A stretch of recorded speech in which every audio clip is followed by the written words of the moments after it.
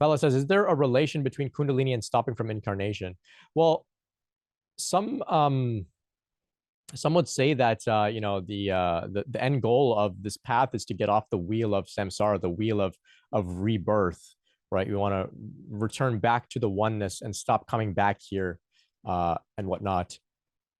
In in the depths of my soul, I love this place so much. I will come back again and again and again and again, as often as I can, no matter how difficult it is. My trust goes so deep.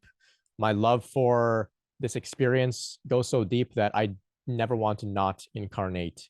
That may be specific to me. I know some people are like, I want to get out of here. Let's figure it out to stop incarnating here because life is suffering, as the Buddha said, and I understand that. But I don't know. I'm not saying that I'm a bodhisattva, but coming back to do the work, I'm all for it. I'm all for it. So I don't want to dissolve into a state of oneness and never return. I love it here. Bring it on.